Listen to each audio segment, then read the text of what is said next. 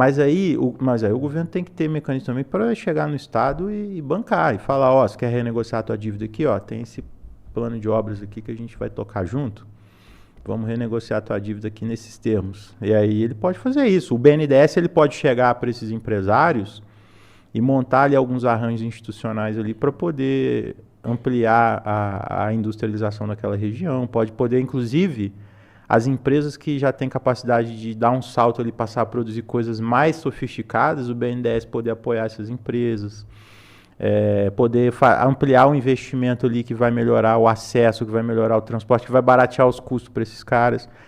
Isso tudo dá para fazer. O problema é o próprio caso do Banco do Brasil e da Caixa. E um dos grandes problemas dos dois é que eles participam do cartel bancário no Brasil também, né? Eles funcionam ao lado do cartel bancário. É até uma coisa que eu estava estudando recentemente, né? Eu estava lendo sobre o governo FHC, e uma das promessas que teve no Brasil na época da abertura bancária, né, de você trazer banco de fora para o Brasil, era para os bancos virem concorrer com os bancos brasileiros para poder aumentar a concorrência e diminuir os custos. O que acabou acontecendo? Os bancos vieram e se aliaram com os bancos nacionais e quebraram e foram vendidos. Né? Exato. Veio o SBC, veio um monte. E eles repetiram a prática dos bancos nacional e continuou a mesma coisa. E o Brasil podia fazer isso. Cara, eu estava vendo, eu estava lendo eu estou lendo um livro, estou terminando de ler esse livro sobre as reformas da China, né? Uhum. Não sei se você já viu, chama Como a China Escapou da Terapia de Choque. Não, chama Isabella Weber, né, economista. É um livro muito bom, inclusive, tá? É um livro que ele é muito bom porque... A gente vai botar aqui para vocês aqui, ó, que se vocês estiverem assistindo depois, a gente vai deixar o link desse livro aqui. Ele é bom porque ele bate tanto nos comunistas quanto nos liberais. Então, assim, não sobra para ninguém, porque ele mostra que aquela época do Mao Tse Tung lá foi uma tragédia econômica em muitos aspectos. A China teve muita dificuldade. Aquele modelo de planejamento central da economia que eles tentaram copiar dos soviéticos foi um desastre, foi um fiasco. E mostra também para os liberais que não foi só abrir, não é só introduzir mecanismos de mercado. Eles reorganizaram isso dentro de um planejamento, eles abriram com etapas, gradualmente, e aí sim eles entraram com outra força. Eles fizeram o oposto, por exemplo, que a Rússia fez. A Rússia abriu tudo de uma vez só e quebrou. E perdeu quase 50% do PIB, hiperinflação. O que a China fez? Criou-se uma nova oligarquia, inclusive, né? E isso, a oligarquia, que depois o próprio Putin teve que juntar tudo ali para poder estabilizar a Rússia depois. Mas na China, o que eles fizeram? Eles usaram os próprios mecanismos de mercado para poder estimular e para poder organizar a economia do jeito que eles estavam fazendo. Então, eles não abriram mão do mercado, só que eles fizeram isso organizando. Você deu o exemplo um pouco mais atrás dos grãos públicos, dessa política de estoque público, né? A China tinha isso milenarmente, assim. Eles tinham, por vários séculos, assim, eles já tinham essa discussão. E aí, olha, cara, eu li isso no livro, eu fiquei estarrecido. Depois que acabou a guerra, eles sempre tiveram essa cultura de respeitar o mercado, mas intervir usando o mercado ao seu favor.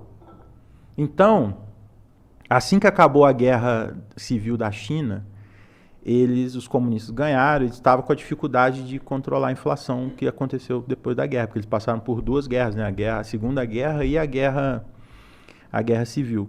E aí eles estavam com um problema de inflação muito alto, e a inflação da China naquele momento, ela estava alimentando muito especulador por conta dessa disparada dos preços. Só que aí o que o governo fez? Para poder organizar o mercado, para poder quebrar com a inflação, inclusive para poder atacar esses especuladores, eles usaram a própria inflação para quebrar os especuladores. Por quê? Alguns preços estavam subindo muito e eles tinham política de estoque público. E aí o que aconteceu? Eles começaram no momento de subida dos preços, eles também entraram comprando estoque público para tirar de mercado e o preço subir para formar uma bolha. Olha. E aí o próprio governo chinês estimulou uma bolha em alguns produtos para poder alimentar os especuladores. E aí na hora que a bolha estava no pico, eles despejaram o produto no mercado, o preço despencou e os caras quebraram tudo. E aí eles quebraram a especulação, eles usaram isso para quebrar... Usaram o próprio mecanismo para quebrar a inflação. E aí isso foi... Olha aí. Louco. Olha, isso é muito legal. Aqui isso. O livro, ó, tá na tela aí para vocês verem. A gente vai botar depois. O que aconteceu? Esses preços eram muito importantes para a inflação despencou.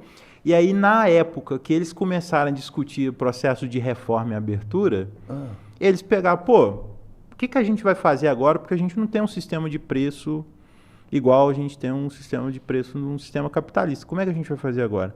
Aí eles viraram e falaram, olha, vamos pegar essa estratégia que a gente usou lá, porque a gente tem capacidade de intervir no mercado, não no sentido de planejar, mas no sentido de usar as forças de mercado para poder organizar. E aí eles conseguiram fazer essa abertura progressivamente, sem gerar hiperinflação, sem gerar nenhum grande problema. Olha que coisa foda.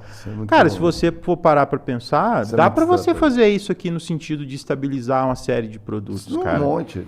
De tudo, você até ter setor imobiliário. De você ter setores aqui que... Exatamente, até o setor imobiliário. O governo pode ter uma política muito forte de comprar, de construir imóvel para poder regular o preço no mercado. Lógico. Dizem que o mundo está fazendo isso com a prata e com o ouro, né?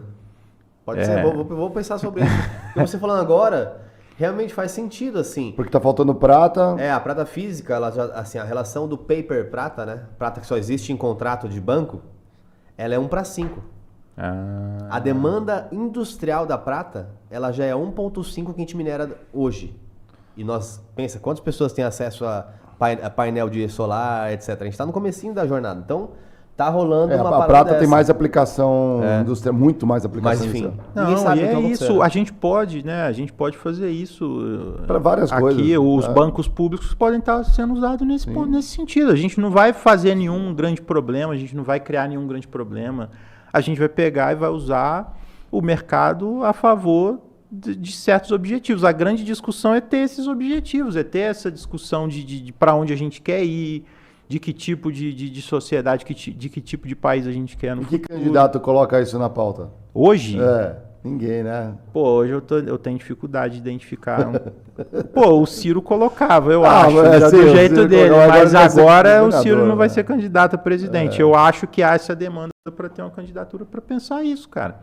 Legal. Como que você vê a importância e a questão da carga tributária? Por que eu estou falando isso? Estava conversando com o time hoje à tarde, inclusive, e a gente estava vendo algumas relações de como que não deveria ser assim, né? Mas como que não só o capitalismo, mas também o Estado você naturalmente nasce na posição de escravo, né? Você tem que pagar as suas contas, independente, né? Há uma coisa que é invariável, é a morte e os impostos, né? Então, é isso. Mas a gente chegou na relação do peso dos impostos. Porque as pessoas acham que a gente tem uma relação tão dificultosa na nossa relação histórica de conhecimento da população, 2, entender de fato como a gente está pagando, que ficou muito complexo de entender realmente onde estão os impostos, porque a gente tem no consumo, etc. Escala um nível a mais. Por exemplo, hoje o seu carro não é seu carro. O seu carro é um carro do Estado que você vai pagar durante 10 anos ele. Vamos pegar um exemplo de um carro de 100 mil reais. Isso é meio liberal, hein? Não, por isso, o ponto é um fato. Eu quero saber mais sobre a aplicação. Eu tenho hoje um carro de 100 mil reais. 50% de imposto. 50 mil sem impostos, certo? E aí você tem que pagar o IPVA. Estou arredondando números. Se eu pago o IPVA de 5% ao ano, não é sobre 50 mil que é o custo dele, é sobre os 100 que eu paguei. Então eu estou pagando 5 mil reais por ano de impostos. Ele atualiza na FIP, mas concordo. Sim, em 10 anos, tecnicamente, eu paguei um carro novo já. Então, a cada 10 anos eu estou perdendo o carro. Por isso que a gente não consegue sair desse ciclo. Né? Isso sem contar o financiamento. Né? Sim, não. 100 mil é o preço, valor de venda. Exato. Você financiou, você pagou 250. Não, o motorista de aplicativo que financia o carro é um herói. Que fique claro, né? Porque a gente tem várias relações, a gente vai avançando e vai entendendo a se posicionar melhor no que a gente acredita. Eu me vejo como uma pessoa liberal, desenvolvimentista. O que quer dizer isso? Eu acho que para onde não precisa complicação, o governo deveria simplificar. Eu também Por exemplo, na China, tá até falando com o seu amigo lá que passou aqui. Eu também acho. Humberto? Quem? Não é, porque não é do João. Lá tem escolas, por exemplo, de inovação e de economia que você sai com um produto na mesma hora. Você tem uma ideia de um produto? Você vai numa esteira lá que tem vários fornecedores. Sabe? Você fala muito de supply, mano. E você sai de lá com o negócio montado. Quem te fornece, qual que é o seu banco, Pô, isso é quem foda. te apoia. Isso é muito certo? foda. Aqui, tudo é um funcionalismo, sabe assim? Tipo, cartorismo. Aqui é um improviso, né, cara? A real é essa. A própria questão do imposto é um improviso. Porque se você pega a discussão de imposto no Brasil, eu li recentemente um livro sobre economia brasileira muito bom, né? Que me ajuda muito nessas conversas, nessas análises. Assim, você vai pegando... Cada imposto ele foi sendo criado, vamos criar esse imposto aqui para fazer tal coisa, vamos criar esse imposto aqui para fazer tal coisa, e no final você acumulou tudo, aí você acabou a ditadura, teve a Constituição, você teve que consolidar e teve que pensar os impostos a partir dessa estrutura tributária que veio da ditadura no Brasil, por exemplo. Vários desses impostos aí que agora a gente está extinguindo com essa reforma tributária veio da ditadura, né, por exemplo. E isso tudo na base do improviso. Você precisa cobrir ali um custo, você precisa cobrir ali, aí você cria um imposto. Aí você vai aqui, aumenta a arrecadação. Uma coisa até muito curiosa que as pessoas ignoram, o aumento da carga tributária na época da ditadura foi bem grande, tá? Eles tiveram que criar um monte de imposto para cobrir isso. Só que aí qual é o problema? As pessoas, às vezes, elas não têm uma visão meio adequada de qual que é a função do imposto no Brasil.